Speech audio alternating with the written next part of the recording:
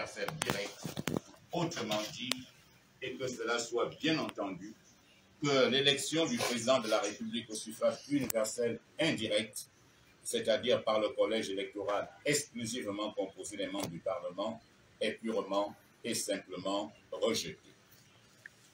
2. La désignation des membres des bureaux des conseils locaux. Maire adjoint, président et vice-président du conseil départemental à la proportionnelle en cohérence avec l'élection des conseillers locaux. 3. Le passage de 18 à 30 ans, rehaussement de l'âge d'éligibilité de tout candidat à l'élection présidentielle à 30 ans.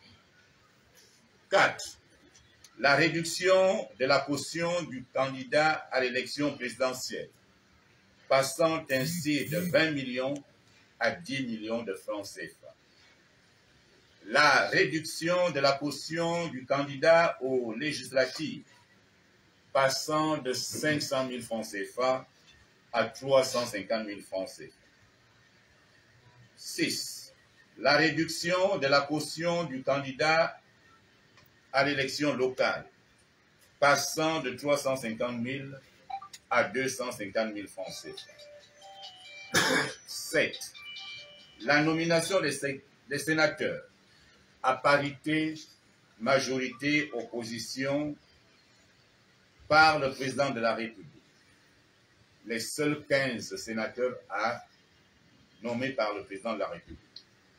Après avoir proposé de retirer de la Constitution cette disposition injuste et devant le refus de la majorité d'y accéder, l'opposition a finalement opté pour cette nomination à parité pour éviter que ces nominations ne puissent contribuer à changer au profit du camp présidentiel une majorité inverse. 8. L'accord de principe sur l'inscription des primo-électeurs en tout lieu du territoire national. 9.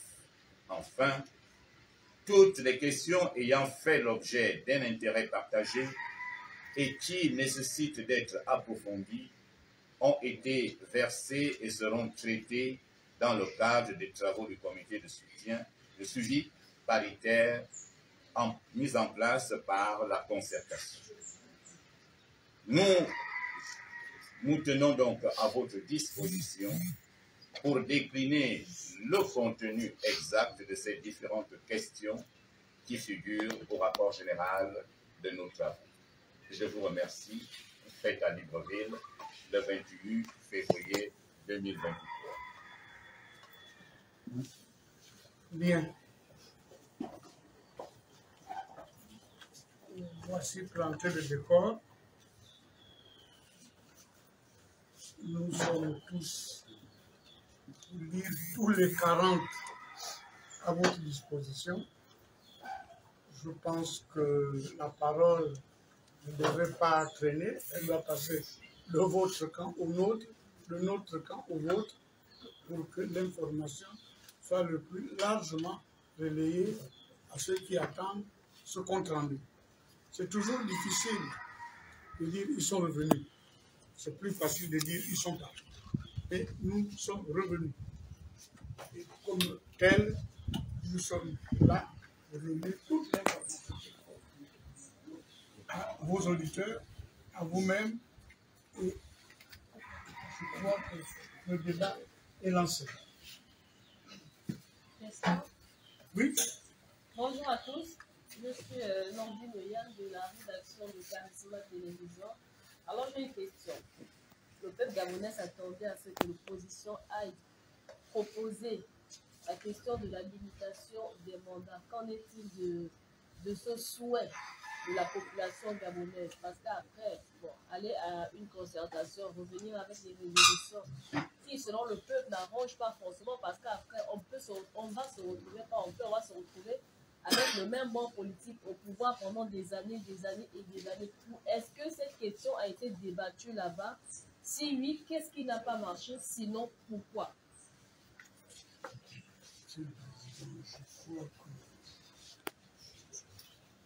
tout seigneur et tout honneur. La question vient d'être posée. Je ne sais pas. Nous, on n'a vu personne avant d'aller là-bas. Donc, ceux qui s'attendaient à autre chose, nous sommes allés là-bas pour une concertation. Et pour répondre à votre question, je crois que, M. le Président, c'est à vous de donner... Cette question a été effectivement abordée. Et l'opposition a demandé à ce que les mandats, qu'ils soient de 5 ans ou de 7 ans, ne soient renouvelables qu'une fois. Ça a été ça la demande de l'opposition. Il est important de recadrer les choses. Nous n'avions pas en face de nous des personnalités qui étaient venues en victime expiatoire et accepter toutes nos propositions.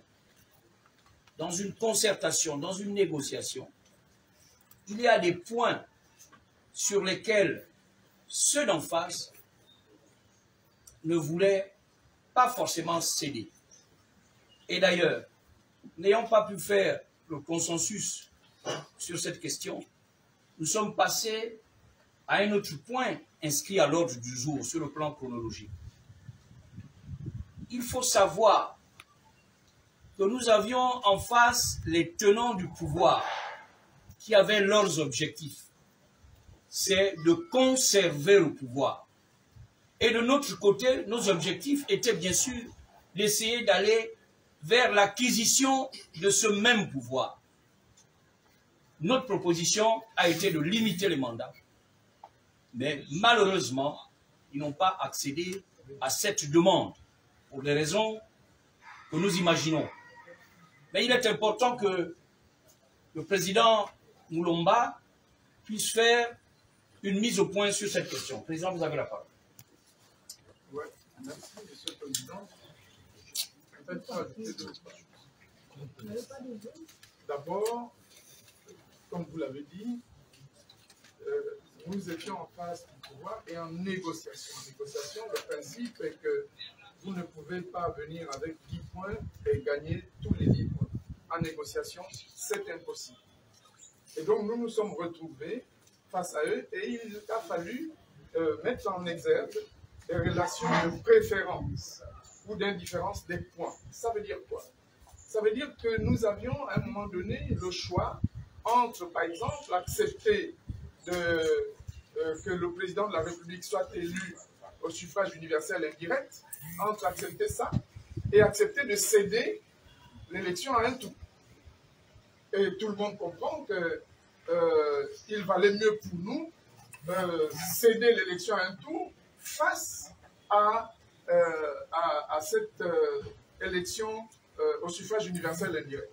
Donc nous avons dû conserver, moi dis plus, le suffrage universel direct et concéder un certain nombre de points. Il faut dire aussi, et ajouter, que pour compléter ce qui a été dit, deux choses. C'est que le pouvoir nous a exhibé le fait qu'il y a de plus en plus de candidatures fantaisistes et à l'élection présidentielle et aux législatives, par exemple. C'est ainsi qu'ils sont venus avec leur judiciaire et dans celle-ci, il y avait la caution à 100 millions de francs CFA pour être candidat à l'élection présidentielle. Vous comprenez que face à une montagne de ce genre, il fallait combattre. Et c'est ce que nous avons fait. Nous avons refusé que la caution de l'élection présidentielle soit à 100 millions. Nous avons réussi non seulement à la ramener, mais à la ramener plus bas qu'aujourd'hui. C'est pour ça que le rapporteur vous a parlé de 10 millions. Mais en réalité, nous ne partons pas de 20 millions à 10 millions. Nous partons de 100 millions à 10 millions. Il faut bien réaliser ça. Et pour les législatives, ils nous ont proposé 10 millions pour la candidature aux législatives. Nous sommes partis donc de 10 millions à 350 000. Ce n'est pas de 500 000 à 350 000. Donc vous comprenez qu'il y avait énormément de choses qu'ils nous ont exhibées et il nous fallait concéder de temps en temps certaines pour que la discussion soit équilibrée. Je voudrais terminer juste pour dire qu'au nombre des acquis, pour ce qui est de la transparence électorale, le rapporteur a oublié de dire que nous avons eu un acquis sur l'achèvement de l'introduction de la biométrie dans le processus électoral gabonais. Ça veut dire quoi? Ça veut dire que désormais, et sur toute l'étendue du territoire national, la biométrie intégrale, quand on dit biométrie intégrale, pour ceux qui comprennent le langage, c'est plusieurs étapes de la biométrie pour qu'elle soit complète et à l'échelle du territoire national. Ça veut dire que désormais, si nous arrivons à mettre en place toute la biométrie, les problèmes de convoyage d'urnes, de vote multiple, de transport d'électeurs sont réglés d'avance. Regardez au Nigeria aujourd'hui, 96 millions d'électeurs, en un jour, les résultats sont connus en dehors de l'administration qui est en train de les rétablir. Mais depuis dimanche, ils ont les résultats de 96 000 électeurs. 96 millions, pardon, d'électeurs. Depuis dimanche, ils ont voté samedi. Donc vous comprenez que la biométrie viendrait résoudre l'ensemble de ces problèmes. Merci. Oui. Merci, je suis Jean-Corneille Bangougou Boussoyi de la rédaction Télé Africa. Je voudrais poser la question rapidement à M. Moulomba concernant la mise en place de la biométrie intégrale sur l'ensemble du territoire national. Est-ce qu'on peut s'attendre à ce que cette biométrie soit effective pour ces élections-là maintenant? La biométrie, la mise en œuvre est un moyen terme. Je me prends juste pour que vous compreniez. Il faut un temps d'achat de matériel. Il faut un temps d'achat d'implémentation. Il faut un temps d'implémentation de ce matériel. Il faut un temps de déploiement. Il y a 2500 bureaux de vote à travers le territoire national. Il faut que les sites, tous les sites soient connectés. Il y a 9 sites provinciaux. Ça veut dire qu'il y a un site provincial pour chaque province, un site national et des sites départementaux. Donc, vous comprenez qu'il faut commander ce matériel, qu'il vienne, qu'il soit paramétré, qu'il soit déployé, qu'il soit testé. Mais ce qui est bien, c'est que, ce qu'on peut vous dire avec certitude, c'est qu'une commission mixte comprenant l'opposition et la majorité a été mise en place pour suivre ce travail. Et ça, nous en sommes satisfaits. Mais nous pensons que, globalement, en un an, il est possible de déployer la biométrie au plan total sur toute l'étendue du territoire national. Encore une question, est-ce que, qu'est-ce que j'ai envie de dire? Est-ce que vous avez foi, vous avez l'assurance que vos interlocuteurs en face le feront comme vous le voulez? Je ne sais pas si le président me permet juste 30 secondes et il le prendra. Non. Les 2 premiers jours, j'ai envie de dire les 3 premiers jours, ont connu quelques vagues parce qu'il y a eu des questions préjudicielles à la négociation, je veux dire à la poursuite de la rencontre politique, posée par l'opposition. Au nombre de ces éléments, de ces questions préjudicielles, il y a eu l'applicabilité. Il y a eu l'applicabilité de tous les éléments de consensus qui devaient sortir de cette discussion. Ça veut dire que tous les points sur lesquels nous nous sommes entendus, on a voulu que le président de la République s'engageât préalablement. Et il s'est engagé à travers ce décret. Donc nous avons tenu, avant de continuer les travaux, à avoir un décret qui nous garantit que ce que nous allons arrêter ensemble ne va pas suivre le même sort qu'Angonje, que les accords d'Arambo, que les accords de Paris, ainsi de suite. Donc nous avons obtenu ce décret qui engage le président de la République. Maintenant, voilà. Je voudrais, après le président Moulomba, dire que nous ne devons pas oublier que l'opposition a introduit une demande de concertation vis-à-vis du pouvoir. C'est nous qui l'avons demandé. Cela suppose, même si nous savons qu'à l'expérience, beaucoup d'engagements pris par le pouvoir ne sont pas tenus, si nous demandons à les voir, c'est que nous sommes obligés d'aller à ces rencontres, de parler avec eux et d'accepter un tant soit peu qu'ils peuvent tenir à leurs engagements. Ou si ce n'était pas le cas, il ne fallait donc pas que l'opposition demande à rencontrer le pouvoir. Nous ne devons pas oublier que tout ce qui a été fait est en partie à notre initiative. Alors, où on pense que nous pouvons avancer, et à ce moment-là, nous restons fidèles à notre initiative, ou alors nous pensons qu'il n'est pas possible de parler avec le pouvoir et aucune conversation ne sera engagée, aucune négociation.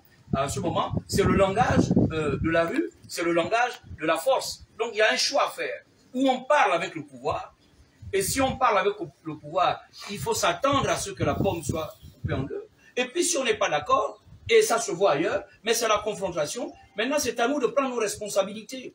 Est-ce que nous acceptons de parler avec le pouvoir en place, ou est-ce que purement et simplement nous refusons de converser avec eux? C'est la problématique qui est sur la table. C'est à nous de voir le choix que nous faisons. L'opposition a fait le choix de demander une négociation. Nous y sommes allés. Je crois que ceux qui étaient en face de nous, ce n'étaient pas des enfants de cœur. Donc il ne faut pas croire que tout ce que l'opposition souhaite, parce que nous continuons à souhaiter beaucoup de changements, aurait été accepté par les autres. Et si certains d'entre vous ont entendu mon allocution de clôture devant le chef de l'État, j'ai bien dit au président qu'il y a des points sur lesquels nous n'étions pas d'accord et que nous lui demandons de s'impliquer personnellement pour que ces points soient réétudiés.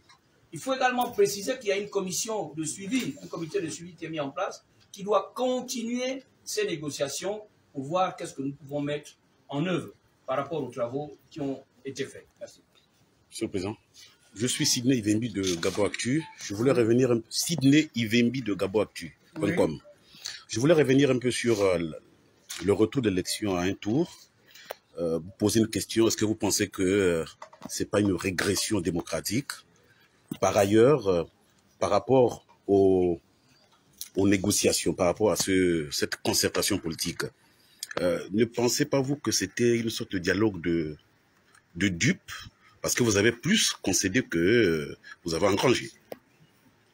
Écoutez, ça c'est un constat que vous faites. Ce n'est sûrement pas le constat que nous avons fait. Nous avons discuté en toute honnêteté avec les tenants du pouvoir sur cette affaire d'élection à un tour. Ma mémoire me trahit sûrement. Je ne connais pas un seul cas où une élection, où quelqu'un l'aurait gagné ou l'aurait perdu au deuxième tour. Entre deux mots, notre rôle était de choisir le moins. Faire élire le chef de l'État au suffrage universel indirect ou au suffrage universel direct avec un tour d'élection. Nous avons pensé, certains le diront encore, que c'était pour nous le moindre mal par rapport à l'alternative qui nous était présentée. C'est une avancée selon vous? Serge, oui. Merci, M. le Président. Bonjour à tous. Tous ceux qui ont pris la parole avant moi ici ont expliqué avec pertinence le contexte de la négociation. Je crois que c'était important de rappeler le contexte de la négociation. Je peux me lever? Oui. Je crois qu'il était important de rappeler le contexte dans lequel nous avons engagé ces négociations. Il y a un point, n'est-ce pas, qui suscite l'inquiétude, qui a suscité l'inquiétude et la controverse, c'était l'élection du président de la République au suffrage universel direct, indirect. On nous a prêté à nous, donc, la délégation d'opposition, j'ai envie de dire un préjugé, celui d'accompagner le pouvoir pour la mise en place ou l'introduction de ce mode d'élection. On l'a dit avant moi ici, il n'en est rien. Il n'en a rien été. Ce mode d'élection a été purement et simplement écarté. Le président de la République de notre pays sera donc élu au suffrage universel direct. Et comme l'a dit avant moi le président Maïda, dans le cadre de la concertation, nous avons le souci des avancées, et que donc, lorsque la partie adverse concède, n'est-ce pas, sur un point, il nous appartient, nous aussi, de trouver, passez-moi l'expression, une courte alternance. Nous avons donc admis, il est possible donc d'accepter le scrutin uninominal à un tour, n'est-ce pas? Alors, il y a une controverse dans l'opinion. Cette controverse est abondamment relayée ou entretenue, il faut bien le dire, par certains membres de notre camp, n'est-ce pas? Il est vrai que le scrutin uninominal à un tour pose un problème de légitimité. Cela, tout le monde l'entend.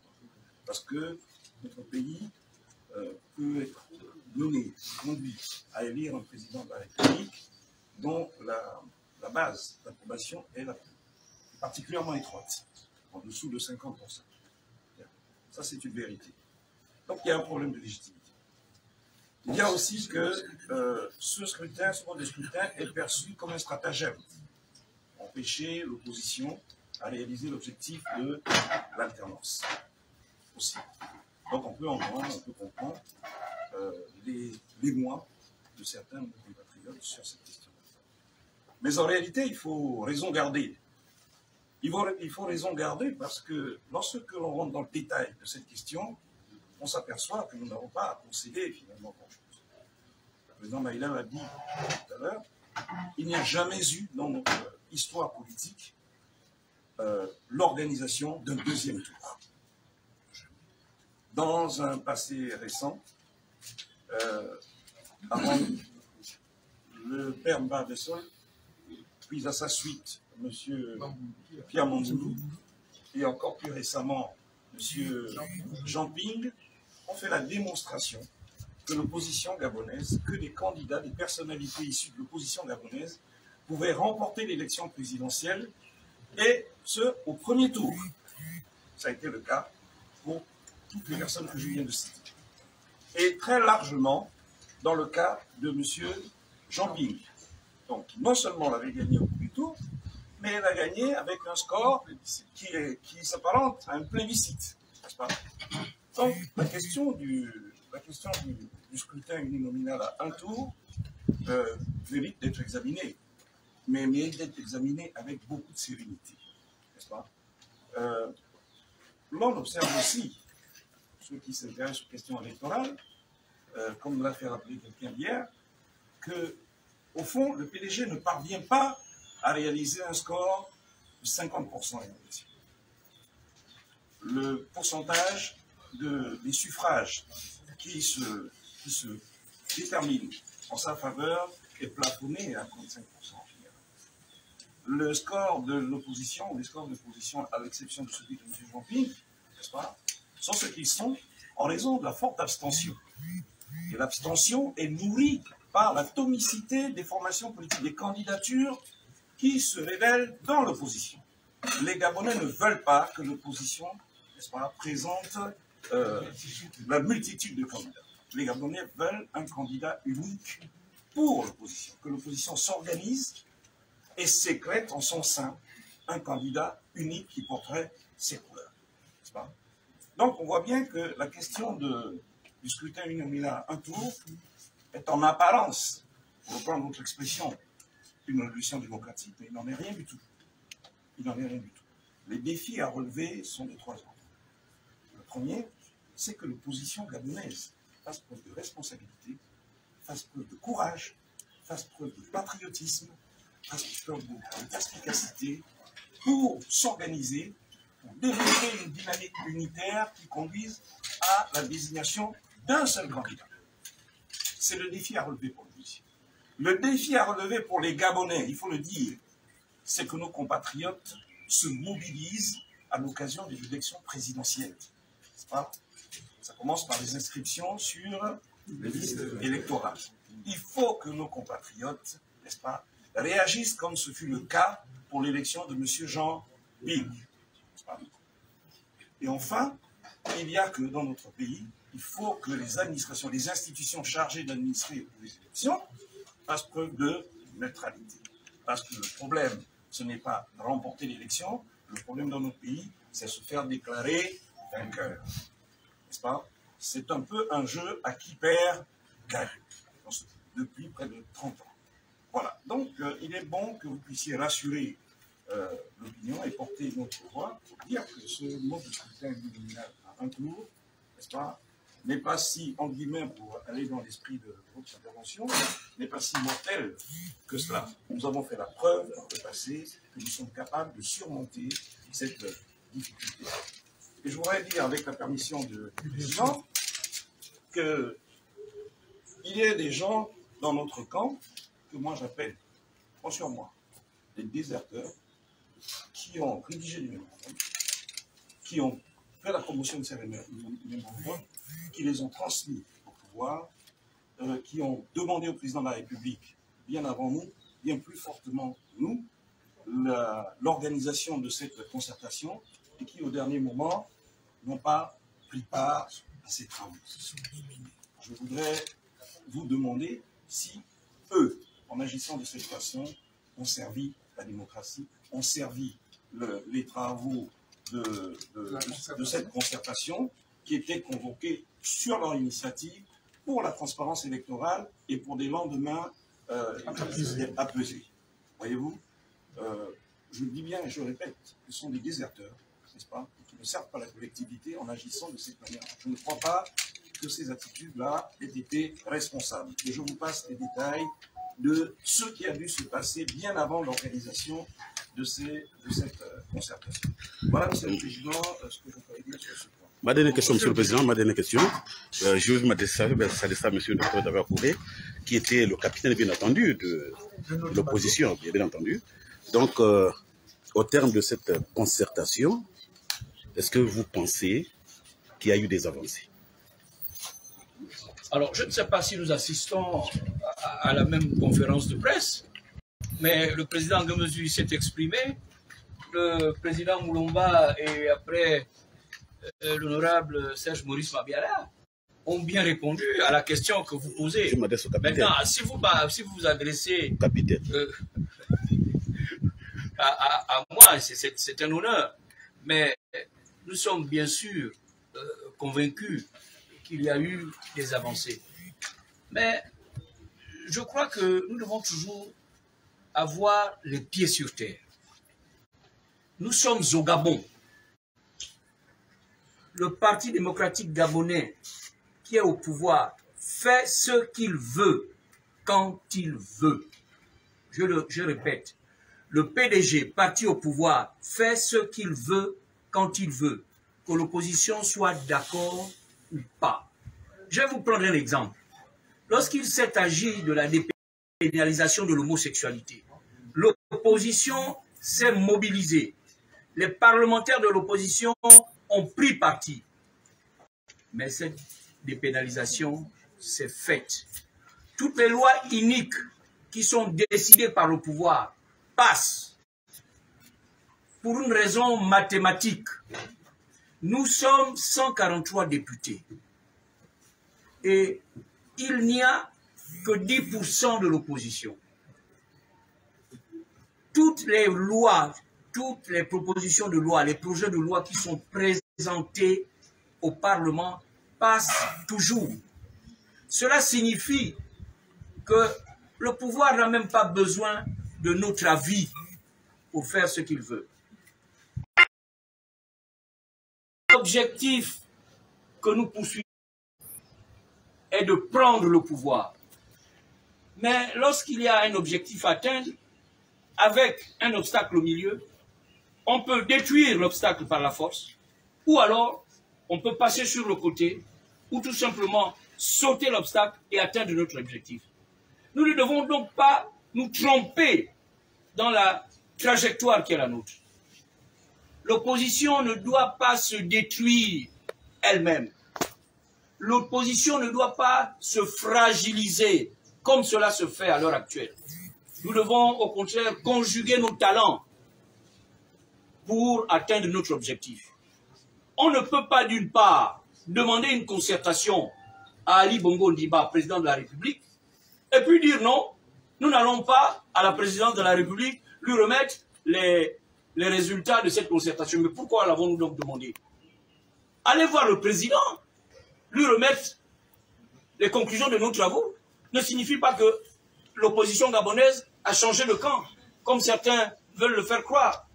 Même si aujourd'hui, sur les réseaux, nous avons devant vous un ministre des Affaires étrangères, M. Richard Moulomba, et un vice-premier ministre de la République. Ce sont des stratagèmes qui sont mis en place par le PDG pour détruire l'image de ceux qui aujourd'hui se présentent comme des opposants. J'ai reçu des messages me disant qu'Akouré, tu nous as déçus parce que tu as accepté le poste. Et d'autres messages qui me disaient, Akouré, je suis disposé, si tu as un cabinet, mets-moi dans ce cabinet. Je voudrais dire au cabinet qu'il n'en est pas question. Nous n'avons jamais été nommés à ces postes. Il n'en est rien. Je voudrais donc rassurer nos compatriotes qui nous regardent en ce moment que tout ce que vous voyez dans la presse, très souvent, ce sont, comme on dit aujourd'hui, des fake news. Nous avons l'ambition, et tous ceux qui sont ici ont cette ambition, de faire en sorte que le pouvoir change de camp. Mais pensez-vous que ceux qui sont en face de nous veulent que ce changement se fasse? Je vous laisse la réponse. Bien, messieurs, nous sommes tout oui. Oui. Merci, Maître Vigasco Maïla. Ma question s'adresse au docteur Akouré Dama. Certains de vos compatriotes,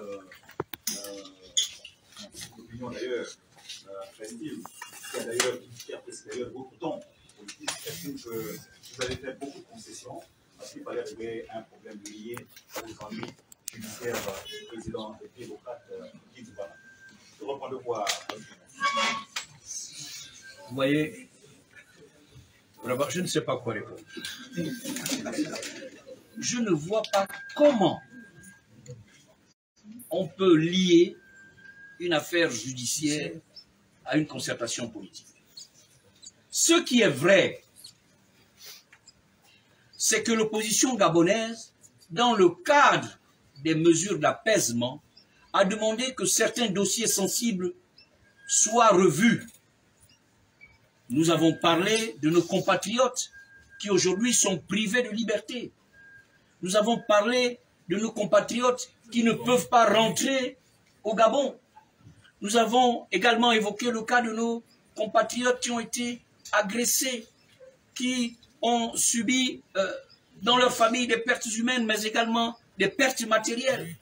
Donc, dans le cadre des mesures d'apaisement, nous avons souhaité que ces problèmes soient examinés. Je prendrai le cas de Jean-Rémy Yama, qui est emprisonné injustement pour des raisons politiques, même si c'est maquillé en affaires judiciaires. Nous avons posé ce problème. Mais vous comprenez que ça ne peut pas être réglé du jour au lendemain et que ce sont des conversations, des négociations qui doivent continuer et elles vont continuer dans le cadre du comité de suivi. Je peux donc vous dire que les démocrates n'ont rien concédé pour obtenir la libération de leur président. Nous ne sommes pas partie prenante dans ce marchandage. Mais puisque vous me donnez l'occasion d'en parler, nous croyons et nous sommes convaincus que la justice gabonaise fera bien son travail et que bientôt, le président Guy Zoubana, puisque c'est de lui qu'il s'agit, va retrouver sa liberté et ses capacités de s'exprimer, de sortir et de rentrer de chez lui. Merci. Et puis, nous n'étions pas accompagnés, M. Akouré. Nous étions quand même 40. Comment lui, tout seul, peut faire une concession pour que le président, même si nous le souhaitons, Guy Zoubana retrouve sa liberté de mouvement? Nous étions 40. Et là, nous sommes 40 à vous répondre, 40 à vous écouter et 40 à rétablir la vérité. Le combat ne peut pas déjà cesser. Oui. Faute de combattants. Mais non, je crois que les combattants sont là. Vos questions sont attendues.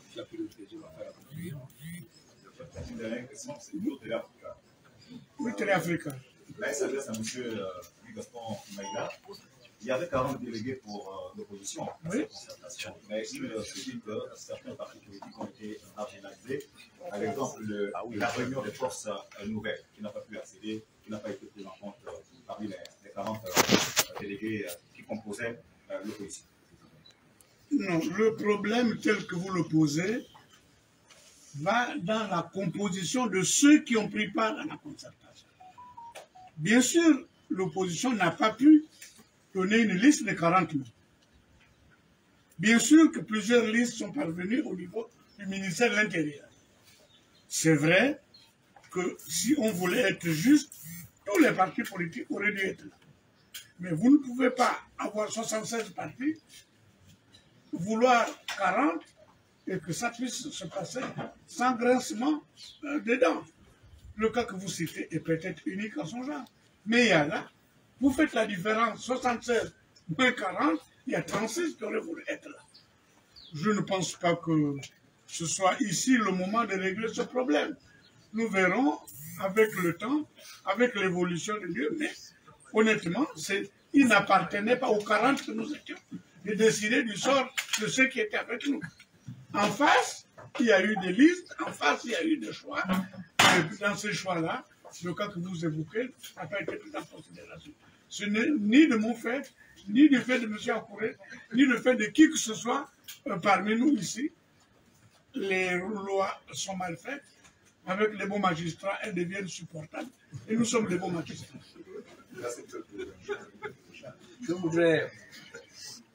Je voudrais compléter ce que vient de dire le président Maïla en disant que l'un des problèmes qui est le nôtre, c'est justement l'organisation de notre camp politique. Et au cours de cette concertation, nous n'avons peut-être pas insisté dessus, nous avons fait une proposition de statut qui doit régir notre camp. Parce qu'effectivement, nos délégués ont été désignés par le ministre de l'Intérieur. Mais pourquoi? Mais ce n'est parce que nous ne sommes pas capables, nous n'avons pas été capables de nous organiser, de désigner sur 76 partis 30 ou 40 qui devaient aller représenter l'opposition. Ça a été une foire d'empoignade et le résultat a été que pendant 48 heures, les négociations n'ont pas pu commencer parce que l'opposition gabonaise n'arrive pas à s'entendre sur sa représentativité. C'est le même problème qui est celui du candidat unique.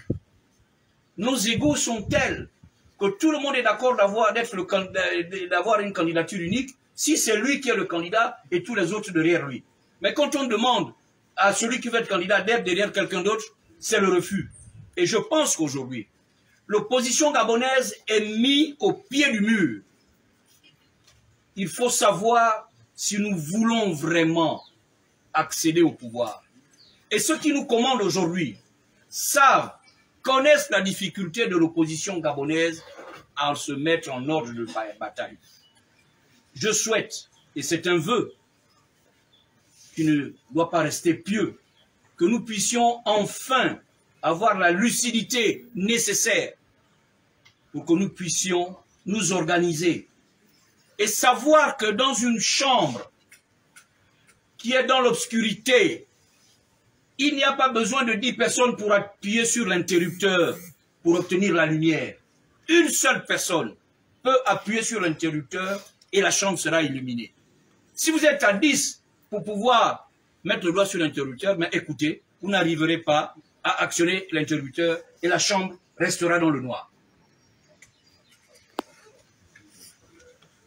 Bien, Il y a, Monsieur le Président, je vous prie de m'excuser, il y a un aspect que la presse n'a pas relevé, qui est un changement, c'est l'introduction de la proportionnelle. Mais je crois aussi que c'est l'une des avancées et je voudrais me permettre de donner la parole au président Paul-Marie Ngonjou pour qu'il nous dise de quoi s'agit-il. Merci, Monsieur le Président. Effectivement, à votre suite, je voudrais m'étonner de ce que la presse ait vu plutôt les informations qui font le buzz, plutôt que de voir ce que sont les avancées que nous avons obtenues de cette concertation, avancées très importantes dans le processus démocratique. Parce que nous avons largement discuté sur le scrutin à un tour, à 2 tours et autres, mais il faut savoir que le scrutin majoritaire dans des pays comme le nôtre est un scrutin parfois injuste parce qu'il fait ressortir les grandes masses et favorise les partis qui sont le plus argentés, qui ont plus d'argent. Donc, ce que nous avons fait au niveau de l'opposition, dans le cadre de l'élection législative, c'est de faire en sorte que nous ayons une dose de proportionnelle qui soit induite ou intégrée dans l'élection législative. Ce ne sera peut-être pas pour maintenant, parce que nous sommes toujours en discussion. La négociation n'est pas terminée. Mais comme cela se fait dans d'autres pays, au Sénégal, au Cameroun ou ailleurs, le fait d'avoir une dose de proportionnelle fera en sorte que nous ayons une meilleure représentation de nos partis politiques à l'Assemblée nationale. Et ça, pour nous, c'est une grande victoire. Et je m'étonne que nous ne soyons pas suffisamment, du moins de la part de la presse et de l'opinion, suffisamment arrêtés sur cette question-là. La deuxième chose, toujours sur le cas de la proportionnelle, c'est que pour la désignation des membres des bureaux des conseils locaux, c'est-à-dire des conseils municipaux et des conseils départementaux, ceux qui étaient des désignations sur la base du scrutin majoritaire se fera maintenant à la proportionnelle. Ça veut dire que nous aurons une plus grande représentation des partis politiques dans les bureaux des conseils. Et pour l'opposition, pour nous, c'est une grande victoire démocratique. Parce que là, elle met en place, n'est-ce pas, un système où nous pouvons avoir une meilleure représentation dans les bureaux des conseils. Alors, je vous demande effectivement à la presse d'être le relais dans l'opinion de ce que ça, c'est une grande victoire dans le cadre d'une concertation politique qui ne concernait pas seulement l'élection présidentielle. Parce qu'un pays est géré à travers ses institutions qui commencent depuis le bas des collectivités locales jusqu'à la présidence de la République en passant par le Parlement. Donc pour nous, en tout cas, on se réjouit de cette victoire-là. Je vous remercie. Je crois que si aucun doigt ne se lève en face, je vais... Ah, le doigt est venu quand même. Alors le doigt a la parole. Oui, Roland du journal Lambanda. Oui. Il y a une certaine opinion qui estime que les débats ont été hors jeu au cours de la concertation. Car pour eux, ils estiment que les résolutions qui en sont issues ne garantissent pas des élections lendemain apaisées.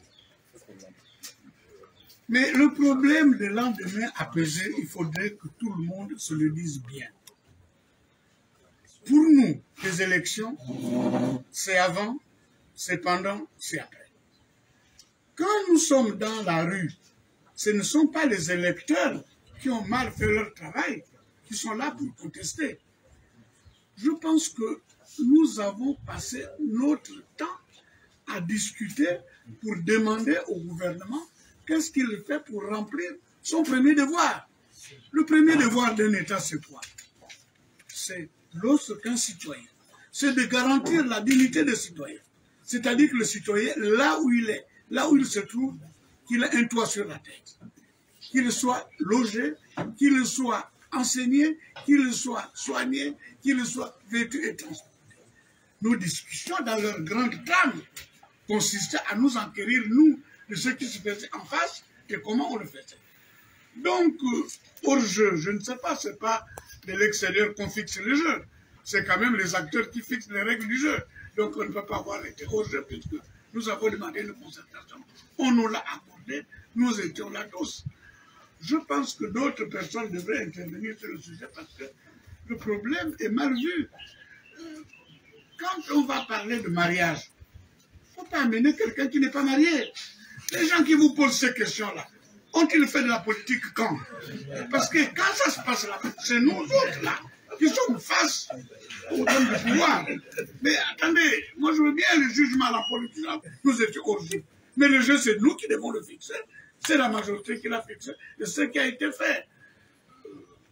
Moi, je dis qu'on n'était pas au jeu. Moi, je dis qu'on a débattu des questions qui rentraient dans l'intérêt des Gabonais.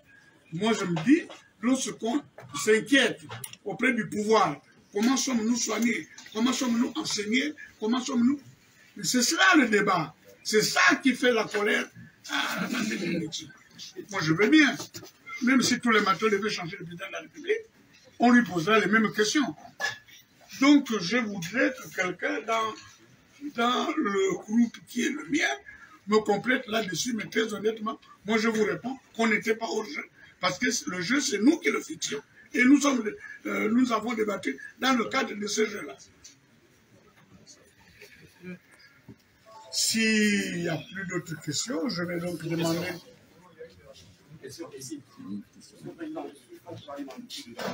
Oui. Est-ce que dans vos débats, vous avez débattu la question du CGE, donc président et légiste, tout le monde le sait. Oui, mais la question du PGE, c'est nous qui avons mal joué. Oui, les gens ont fait pieds et mains pour aller, et quand ils ont été appelés, puis d'un coup, ils sont partis. Alors le PDG avait bon jeu, n'ayant plus que le représentant que la PG 41 avait désigné. Quand on est un et qu'on a 4 en face de soi, c'est sûr que si les autres n'avaient pas à leur habitude déserté, les résultats auraient été peut-être différents. Maintenant, là aussi, je crois que quelqu'un...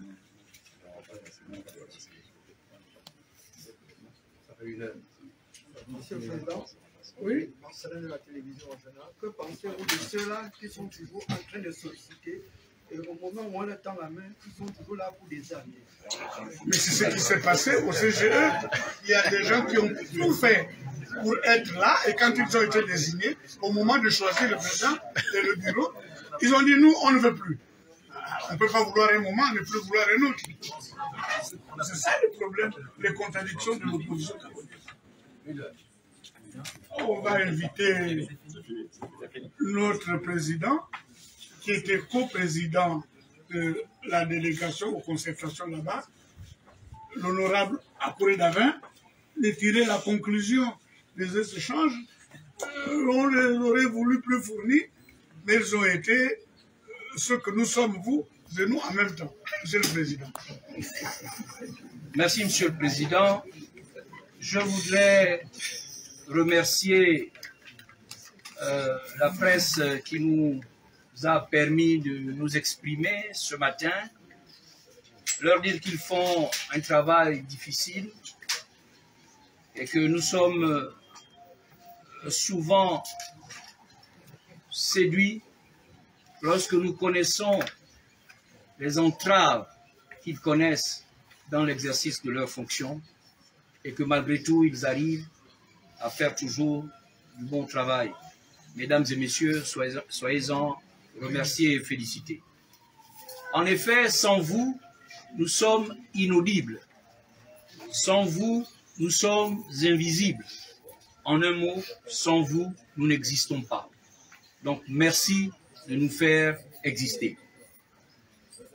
Je voudrais me permettre de remercier les compatriotes qui ont fait ce matin le déplacement de Montagne Sainte au domicile du président Maïla qui nous a offert gracieusement l'hospitalité, mais également féliciter les partis de l'opposition qui, parmi cette concertation, ont fait montre de beaucoup de responsabilités.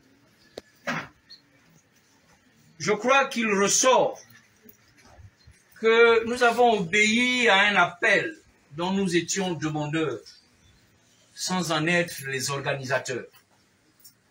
L'organisateur ayant l'avantage du moment, du format, des contours et des moyens.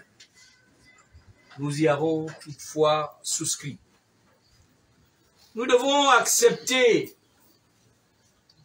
contre notre impatience, que le changement démocratique n'est pas toujours un long fleuve tranquille, où tout s'obtient rapidement. Nous devons intégrer qu'il y a des difficultés et ce n'est que pas à pas qu'ensemble nous allons construire notre démocratie.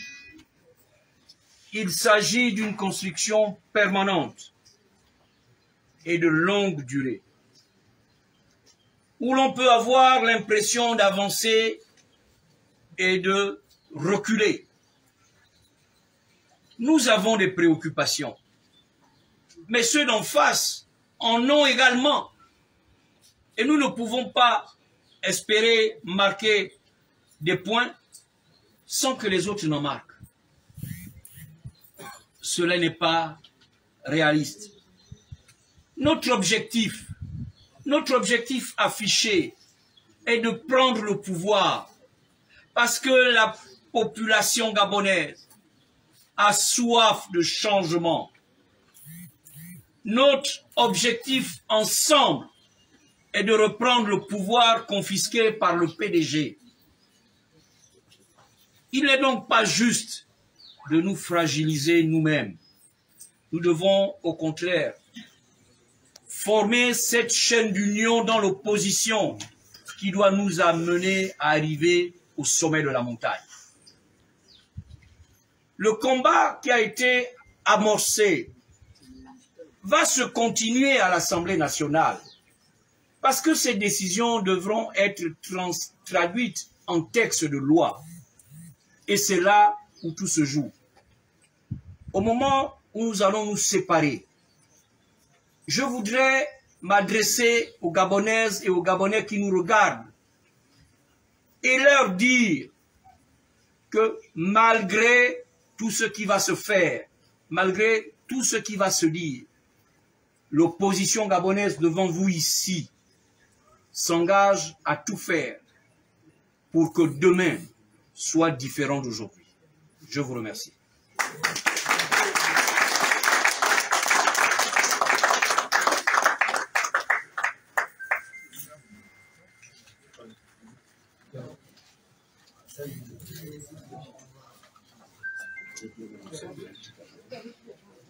On va boire un verre d'eau plus bas.